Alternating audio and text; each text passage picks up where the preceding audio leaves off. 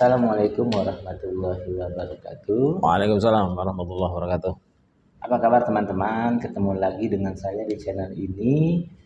Kali ini kita akan berbincang lagi dengan Profesor Yudi Haryono. Apa kabar, Prof? Baik, Baik. baik terus sampai Indonesia merdeka yang kedua. Amin. Profesor Yudi ini seperti yang kita tahu, beliau seorang akademisi, beliau juga seorang penulis, beliau seorang peneliti, dan beliau juga seorang aktivis karena termasuk Banyakan. inisiator. Nggak apa-apa, biar orang tahu. Beliau ini inisiator dari Forum Negarawan. Beliau juga pernah menjadi tim suksesnya Pak Jokowi di tahun 2014 dan 2019. Nah, beliau tahu banyak tentang apa yang terjadi dengan politik kita, apa yang ada di baliknya. Nah, kalau teman-teman sering membaca baik di media online maupun media cetak atau di televisi, teman-teman pasti sering menemukan adanya hasil survei, ya, gitu ya, Prof ya. Yes. Karena memang setiap kali menjelang pemilu, itu survei itu luar biasa dengan tujuan untuk pembentukan opini bagi calon-calon tertentu. Nah, sejak tahun 2014 ini nama lembaga survei itu agak rusak karena dianggap banyak yang metodenya itu meragukan, sehingga figur-figur yang menurut masyarakat seharusnya bisa memiliki elektabilitas tinggi, tetapi di survei-survei itu justru terbalik. Nah, sehingga ada yang istilah namanya lembaga survei bayangan, lembaga survei RP dan lain-lain. Nah, kalau teman-teman menonton wawancara kita ya, Rob ya, yang beberapa waktu yang lalu waktu kita membahas tentang Pak Jokowi, Profesor Yudi ini mengungkap bahwa ada 4 gurita raksasa di belakang kesuksesan Pak Jokowi menjadi presiden. Salah satunya gurita lembaga, Prof ya. Dan gurita lembaga itu ternyata salah satunya adalah lembaga survei. Prof, dulu kan kita masih membahasnya hanya sekilas. Oke. Nah, bisa nggak Profesor sekarang menjelaskan lebih detail sebetulnya kenapa sih kok bisa lembaga survei itu kan sebetulnya sesuatu yang akademis ya, Prof ya. Kok bisa menjadi bagian dari oligarki? Karena Prof. Secara sederhana di dunia modern, lembaga survei itu sudah bukan lembaga netral. Dia bagian dari combiner. Dia bagian dari alat untuk mensukseskan satu produk tertentu. Jadi survei di kita, terutama ya, saya tidak mempelajari di negara-negara di ASEAN, adalah survei yang menjadi alat marketing. Karena sejak awal maka dia menanggung dosa sejarah yang besar. Karena ada 2 kesalahan dosanya. Pertama, mencerabut dunia akademik menjadi dunia campaigning. Yang kedua, tidak bertanggung jawab terhadap hasil dari apa yang kemudian dia kampanyekan. Misalnya Polister A mengkampanyekan B, begitu B terpilih dia nggak bertanggung jawab bahwa B itu ternyata seorang penjahat. Silahkan cek mereka yang ditangkap oleh KPK, adakah surveyor-surveyor yang dulu di belakangnya itu membantu? Bertanggung jawab? Tidak ada. Syahrul Yassin Limpo misalnya hari ini akan ditersangkakan. Sudah tersangka oleh KPK. Dulu dia maju sebagai gubernur sekaligus sebagai menteri, itu kan di belakangnya lembaga-lembaga survei. Betul. Begitu mau ditangkap KPK, lembaga surveinya nggak ada. Jadi tidak ada korelasi pertanggungjawaban marketing, alat-alat marketing terhadap terpilihnya seseorang. Itu kan dosa yang luar biasa dalam konteks kemanusiaan. Kan beda dengan misalnya kalau kita menawarkan asuransi. Begitu asuransinya mengalami kegagalan, kita ikut bertanggung jawab ngurusin. Di kita tidak. Jadi sebenarnya sudah bukan survei. Di kita itu tidak ditemukan lembaga survei. Yang ada lembaga campaigner ya. Bro, kalau kita waktu kuliah itu kan kita ada metode-metode untuk survei ya, untuk menjaga akurasinya dan untuk menjaga bahwa apa yang dari survei itu sebetulnya mewakili apa yang diinginkan masyarakat, apa yang dipikirkan masyarakat gitu ya. Kalau yang terjadi sekarang itu karena di campaigner itu kan nggak mewakili itu, kecuali mewakili yang bayar gitu kali ya. Iya, karena tidak ada survei yang tidak dibayar. Mau survei yang paling netral sekalipun tetap dibayar. Yang membedakan adalah kalau dia sudah menjadi campaigner, dia bertugas memenangkan seseorang, bukan menyampaikan kebenaran kepada orang. Maksud saya kan metodenya jelas nih kalau diajarkan di bangku kuliah ya.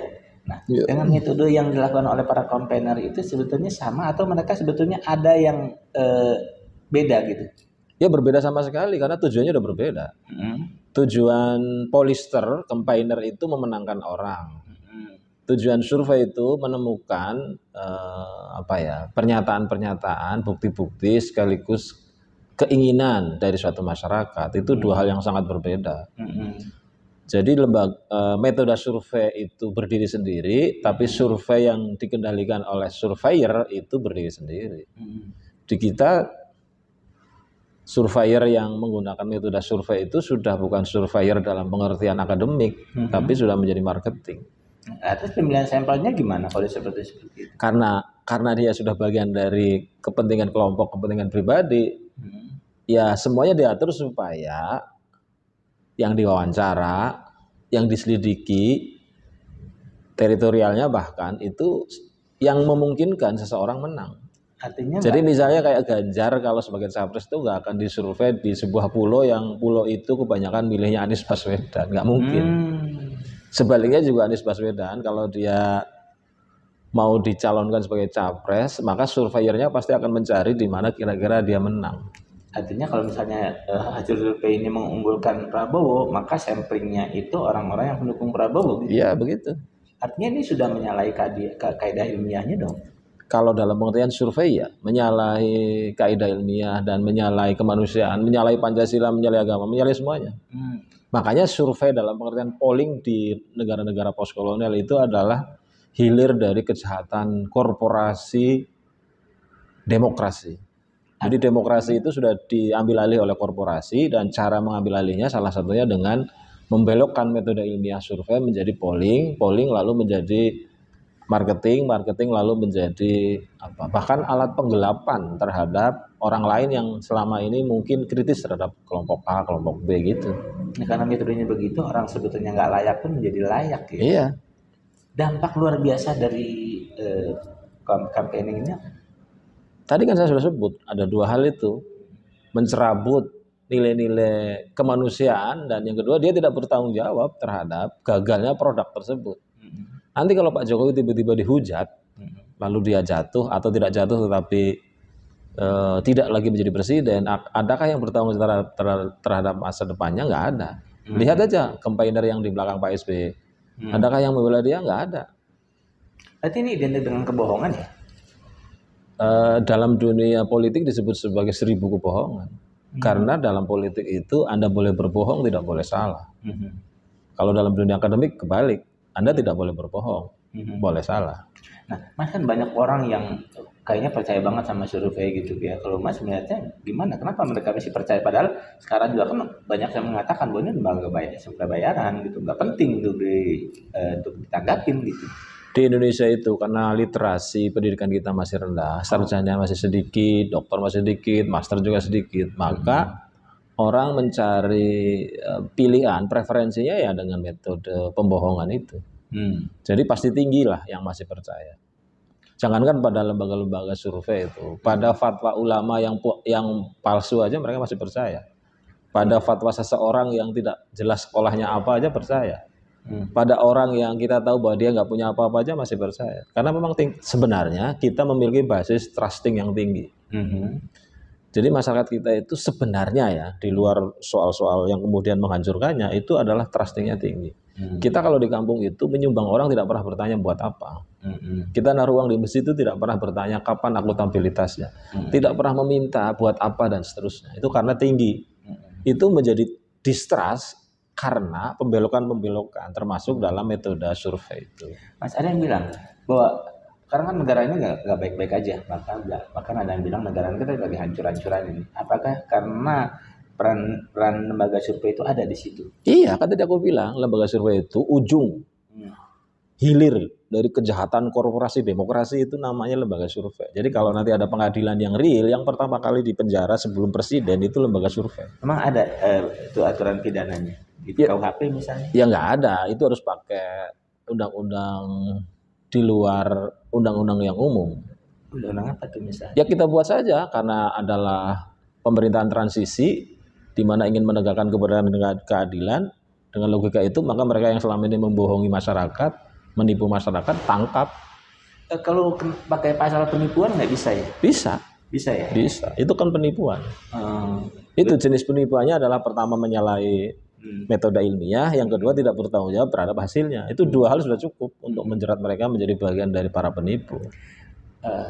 Nah masalahnya pemenangnya ini kan para penipu, jadi tidak akan tidak akan membuat mereka di penjara dan ditangkap. Profesor kan seorang peneliti dan banyak juga peneliti-peneliti yang pasti menggunakan metode survei juga. Perasaan profesor nih dengan adanya hal seperti ini gimana? Terus kira-kira apa yang akan profesor lakukan maupun yang lain untuk menjaga marwah dari survei yang sebetulnya mulia ya? Dalam konteks politik kalau tidak punya kekuasaan kita tidak bisa ngapa-ngapain. Walaupun sejak awal saya sudah bilang bahwa para polister ini adalah penjahat utama dalam tradisi korporasi demokrasi. Itu sejak tahun 2001 saya sudah katakan. Saya sudah tulis di media Kompas, saya sudah sampaikan di mana-mana bahwa akan ada banjir penjahat dengan muka ilmiah, dengan muka ilmuwan namanya polister. Itu sudah aku sampaikan. Bahkan saya sering bilang di mana-mana bahwa orang seperti Denny Jaya yang dianugerahi sebagai polister utama Indonesia itu sebenarnya adalah punya kejahatan kemanusiaan yang luar biasa. Karena dia menggiring orang memilih seseorang, tapi dia bertanggung jawab kepada hasil penggiringan itu. Hampir semua polister kalau diskusi dengan saya nggak mau, karena pasti saya maki-maki. Perlu nih kayak ini dipertemukan nih antara profesor dengan mereka nih. Sudah sering ketemu. Kalau di publik nggak akan berani. Karena pasti mereka akan saya tersangkakan. Himbauan profesor nih terhadap masyarakat yang masih mengagung-agungkan, masih percaya dengan lembaga survei dan bahkan masih menjadikan lembaga survei sebagai rujukan. Tidak bisa dihimbau karena kita sudah terlanjur setelah sistem menjadi sistem demokrasi yang liberal, maka alat-alatnya liberal. Jadi sistemnya itu sudah tipu menipu, alat-alatnya ya alat tipu menipu. Itu akan hilang dengan sendirinya kalau sistemnya kita perbaiki. Sepanjang sistemnya tidak diperbaiki, alatnya ya alat-alat itu kan seperti Anda meminum kopi tanpa teh, meminum kopi tanpa gula, gula tanpa kopi. Artinya kita harus kembali ke sistem demokrasi Pancasila, bukan sistem liberal seperti yang diatur dalam Undang-Undang 2002 ya. Mestinya begitu, mestinya karena kan undang-undang lama itu kan mengandung dua hal, election dan proporsional. Jadi orang dipilih karena dia punya bobot, pada saat yang sama orang dipilih karena dia mewakili. Nah, kita kan semuanya keterpilihan, tidak punya keterwakilan.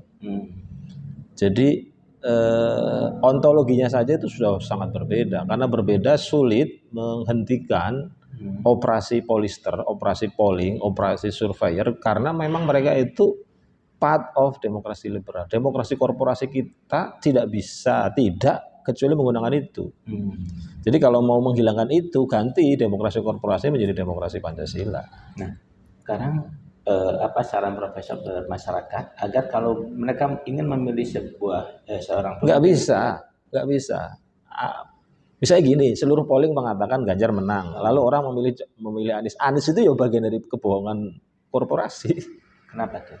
Ya karena dia menikmati demokrasi liberal. Dia tidak mungkin jadi gubernur tanpa menggunakan demokrasi liberal. Dia nggak mungkin jadi capres kecuali menggunakan demokrasi liberal. Maksudnya gini, bagaimana saran mas pada masyarakat agar kalau memilih pemimpin itu tidak bisa disaranin karena sistemnya itu membuat mereka tidak punya apa-apa. Jadi mereka kalau mau disaranin, rakyat harus bergerak bersama-sama dengan saya dan teman-teman mengganti sistemnya dulu. Harus people power. Sepanjang sistemnya nggak diganti itu, mirip gini loh. Anda tidak ingin menggunakan kunci sepeda motor kecuali kunci yang dibuat oleh mesin, oleh pabrik sepeda motor itu. Jadi kalau kita mau nyarankan, kamu jangan pakai kunci itu, ya nggak bisa, sebab kunci itulah yang membuat Anda bisa naik sepeda motor. Antara sepeda motor dan kunci itu satu koin berbeda wajah saja, yang kanan kiri gitu. Jadi kalau mau diganti ya ganti sepeda motornya dengan kuda, dengan mobil gitu. Selama masih dengan sepeda motor ya kuncinya begitu. Selama kita demokrasi liberal, salah satu alat utamanya ya polling. Memang kalau dulu kan untuk mengatasi persoalan kayak gini ya negara. Kan kita ada MPR dulu posisinya masih sebagai lembaga tertinggi. Dia bisa menghentikan presiden, mengimpeachment. Sekarang kan nggak bisa. Nah, artinya kan Profesor pernah bilang nggak ada jalan lain kalau nggak revolusi ya people power gitu kan. Iya. Artinya masyarakat harus menduduki DPR dulu. Berarti seperti tahun 98. Iya. Salah satu caranya begitu. Bisa juga dengan dekret, bisa juga. Ini kan mirip, kita balik ya. Mengapa Pak Jokowi membiarkan dan mendukung Kaisang jadi ketua PSI? Karena pollingnya itu ke sana. Kenapa dia membiarkan Gibran jadi wali kota lalu menjadi wakil atau cawapresnya Prabowo? Pollingnya ke sana. Karena diaturnya ke sana. Diaturnya ke sana. Kalau nggak diatur nggak mungkin bisa itu. Mungkin. Iya. Jadi semua ini hidup kita penuh dengan rekayasa politik. Kalau pakai akal kan nggak mungkin kita memilih Gibran jadi cawapres. Betul. Jangankan cawapres tuh, jadi wali kota kebeli aja tuh nggak layak dipilih. Profesor lebih layak sebetulnya. Oh, saya nggak layak apa-apa. Lebih tinggi banget, udah jauh lah. Profesor itu apa? Ya kan itu cuma jabatan guru besar. Sementara sebenarnya kemampuannya nggak ada juga. Artinya banyak orang yang lebih tepat menduduki posisi itu kalau pendekatannya lebih komprehensif. Pendekatan komprehensif yang paling utama adalah rekam jejak. Ada orang yang tidak punya rekam jejak tiba-tiba jadi wali kota. Ada orang yang tidak punya rekam jejak tiba-tiba jadi ketua partai. Itu artinya memang pendekatan komprehensif sudah jauh ditinggalkan oleh pendekatan korporasi. Jadi hilir aja itu. Kalau hilir mau dihentikan, hulunya diperbaiki. Sepanjang hulunya nggak bisa diperbaiki, ya hilir itu kita nggak bisa ngapa-ngapain. Hei manusia Indonesia, jangan pilih mereka yang diunggulkan oleh lembaga polling. Lah bagaimana kalau semua yang ada itu sudah diatur agar menjadi bagian dari lembaga polling? Iya, betul. Orang yang nggak layak pun dikampanyekan seolah layak gitu ya, teman-teman. Jadi kalau sampai saat ini teman-teman masih menjadikan lembaga survei, terutama di era ini ya, dulu masih ini ya Bang, ya Prof ya? Enggak juga, itu sejak awal begitu. Itu karena lahirnya sebuah demokrasi liberal itu bersamaan dengan lahirnya lembaga polling. Nah, jadi itu udah di Amerika begitu, lalu kita transfer, lalu kita bilang ini nggak ilmiah, ya nggak ilmiah dalam pengertian dia bukan part of politik. Begitu menjadi part of politik ya menjadi tidak ilmiah. Iya. Nah, buat teman-teman yang masih percaya dengan lembaga survei, ya mulailah berpikir ulang. Karena seperti yang dikatakan oleh Profesor Yudi, lembaga survei itu merupakan alat untuk merekayasa seorang calon. Ya. Agar yang buruk pun terlihat baik, yang sebetulnya nggak punya kapasitas menjadi terlihat punya kapasitas. Sebenarnya bukan hanya calon, tapi juga kebijakan. Presiden itu mengambil kebijakan A agar terasa rasional, terasa bagus, terasa bermanfaat, maka ada lembaga survei. Ada juga lembaga. Iya, itu misalnya kasus yang terakhir lah Rempang. Atau sebelum Rempang ini kereta cepat. Dibuat seakan-akan ilmiah, dia buat seakan-akan hebat, dibuat seakan-akan untung. Ya kebalikannya semua sebenarnya. Betul. Nah kalau teman-teman nggak ingin tertipu, tidak ingin menjadi korban dari kejahatan lembaga polster, teman-teman harus bisa lebih kritis, terutama dalam mengenali setiap apa yang menjadi topik dari lembaga survei itu, begitu ya? Iya. Semoga kalau perlu, kalau pas mendatangi konferensi pers lembaga-lembaga polling itu dilempar telur busuk aja. Pidana nanti itu. Iya jangan kenal lah, pura-pura saya lagi main lempar-lemparan. Karena itu penjahat yang paling utama di lembaga demokrasi, di suatu isu demokrasi, di keadaan demokrasi, ketika demokrasi itu sudah diambil alih oleh korporasi. Penjahat utamanya itu ya polster. Metodenya polling itu penjahat utamanya di situ. Siapa korbannya? Kita semua. Gitu. Nah teman-teman mungkin yang dulu memilih figur A karena berdasarkan polling nyesel. Yang dulu mendukung kebijakan B ternyata nggak seperti ekspektasi, jadi nyesel. Nah dari sekarang waspada terhadap lembaga survei. Ya dalam bahasa sosiologis ya Mas, lembaga survei itu adalah dukun modern. Dukun modern. Awas pada dukun marah. Dukun modern. Jadi kelembagaannya namanya perdukunan, kegiatannya namanya perdukunan. Kalau saya lebih cocok menyebutnya sebagai lembaga ngarang-ngarang, lembaga tipu-tipu. Ya, lembaga tipu-tipu. Gitu ya. Iya. Dan korbannya banyak sekali, nggak paham-paham. Gitu. Iya. Korbannya itu ratusan juta penduduk Indonesia lah, ya kan, termasuk kita ya. Teman-teman, semoga perbincangan ini bermanfaat buat teman-teman. Minimal agar teman-teman itu. Nah sebentar, lebih parah lagi, mereka ini sudah jadi oligarki. Jadi antar polister itu bekerja sama memenangkan seseorang. Iya. Jadi bukan hanya 1-2 lembaga, berbagai lembaga itu bisa dibayar untuk menyukseskan satu kerja kelompok dan satu korporasi. Oh ya, karena jadi ini menjadi sebuah gurita. Iya. Profesor kemarin bilang ada 4 gurita. Iya. Kapitalisme, lembaga termasuk lembaga survei, kemudian Media, media sama agensi. Iya. Jadi keempat gurita raksasa ini berkelindan untuk menghancurkan Indonesia. Iya. Gitu. Kalau cuman Anda berhadapan dengan satu lembaga polling, Anda bisa lebih independen. Ini masalahnya ratusan lembaga polling itu tiba-tiba menipu Anda. Anda ditipu selama, misalnya gini, kalau lembaga pollingnya 1, maka sehari dia menipu sekali. Kita masih bisa lah agak teguh. Tapi kalau tiba-tiba 100 lembaga menghujani kebohongan kepada kita kan jadi goyah. Jangan-jangan benar ini 100 lembaga bilang begitu kok gitu. Apalagi belakangan kan itu figur A hasil pollingnya sama mas. Nah iya. Itu kan mirip seperti ini. Kalau kita ngaji kepada satu kiai, kadang-kadang kita masih bisa kritis. Tapi kalau 10 kiai mengatakan bahwa jalan untuk masuk surga itu begini, lalu kiainya juga yang lain bilang begini kok sama, kan kita makin yakin. Iya benar. Itu sama. Jadi karena rumusnya begini, rumus marketing itu adalah makin banyak Anda berkampanye, makin menguatkan pilihan orang. Betul. Jadi bukan pada benar dan salah, bukan pada kualitas dan tidak berkualitas, tapi makin memilih, makin dipilih itu makin banyak. Jadi kalau misalnya gini, itu mirip seperti minum obat. Kan dokter bilang ini diminum 3 kali sehari. Kalau cuma sekali, kemungkinan sembuhnya kecil. Tapi kalau begitu 3 kali, maka akan sembuh. Itu mirip. Kalau hari ini saya dapat iklan Pepsodent 1 kali, saya masih bisa milih close up. Tapi begitu setiap jam saya dikasih pilihan hanya Pepsodent, maka otak saya itu merekam Pepsodent di dalam pikiran dan hati, sehingga saya membelinya Pepsodent. Hanya ingat Pepsodent, tidak tahu ada pasta gigi yang lain gitu. Dan kata sederhana, kalau ada orang berbohong 1 orang, mungkin orang masih ragu. Masih bisa ragu. Jika yang berbohong banyak, agak berat. Jangan-jangan benar gitu. Tertipulah Anda. Iya. Itu mirip begini. Tiba-tiba semua lembaga polister mengatakan capresnya cuma 3. Loh, Indonesia itu ada 200 juta, masa cuma 3 ekor? Padahal kita bisa lebih baik dari mereka. Lah iya. Jadi kita ditipu oleh lembaga-lembaga itu dengan mengatakan capresnya cuma 3. Oh, berarti bang nggak ada yang lain. Dan lebih ngeri lagi sekarang kita disodorin anak kecil. Kalau kata siapa ya tuh? Kata Pak Muslim itu anak ingusan. Ya kan dulu begini, dulu seluruh hal itu ukurannya ABS. Asal Bapak senang. Sekarang itu AAS. Apa itu? Asal anak senang. Sama asal mantu senang. Ya mantunya kan anaknya.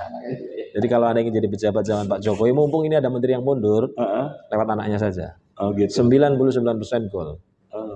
Anda ketemu Kaisang, Anda kasih duit ke Kaisang, Anda ketemu Gibran, Anda kasih duit ke Gibran, Anda ketemu Bobi, Anda kasih duit Bobi, 99% itu Anda bisa jadi menteri. Oh, iya. Beda dengan zaman dulu, ketemunya istri agak berat, ketemunya dukun-dukunnya agak berat. Sekarang lewat anak-anak, asal anak senang saja. Betul.